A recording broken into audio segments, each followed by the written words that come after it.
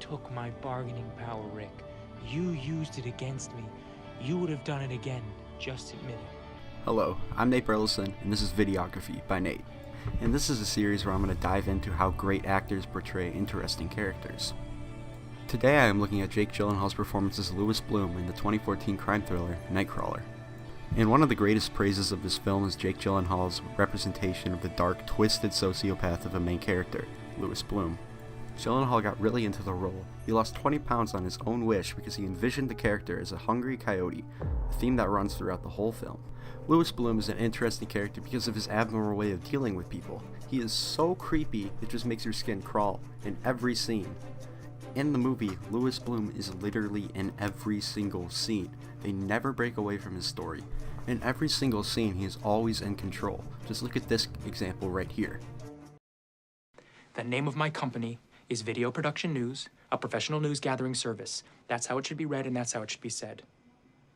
I also want to go to the next rung and meet your team, and the station manager, and the director, and the anchors, and start developing my own personal relationships. I'd like to start meeting them this morning. You'll take me around, you'll introduce me as the owner and president of Video Production News, and remind them of some of my many other stories.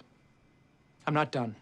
I also want to stop our discussion over prices. This will save time. So when I say that a particular number is my lowest price, that's my lowest price. And you can be assured that I arrived at whatever that number is very carefully.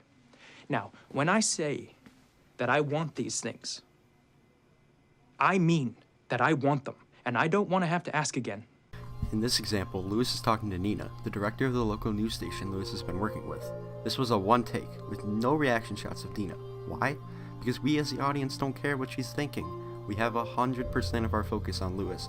Louis gets closer to us as his speech gets closer to the end. His eyes drive the motive, he never breaks eye contact, and we can tell he is dead serious.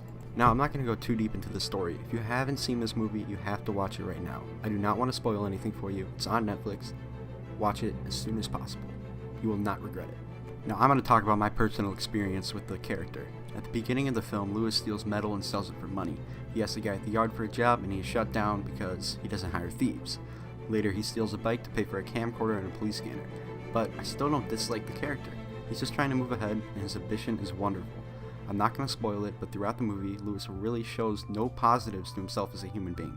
But he manipulates us. He manipulates his colleagues. He gets away with withholding information about a murder. At the end of the film, you hate what he has done, but dang, do you respect him? But you don't respect him in the same way you would respect someone who helps people. What you do is you respect him in the same way that you would respect someone who got away with something that you would never be able to do. And here are a few fun facts in the episode. Jake Gyllenhaal broke a mirror in this scene because he got so into yelling at himself. Gyllenhaal memorized the entire script like a play. Gyllenhaal worked out up to 8 hours a day in order to portray the gaunt character. Gyllenhaal did most of his own driving scenes, including the Jason Bourne-esque chase scene at the end. Overall, Jake Gyllenhaal played Louis Bloom perfectly. The film is creepy, without jump scares and weird music. The mood is all driven by the actor. If you want to see more videos like this, subscribe. Thanks for watching.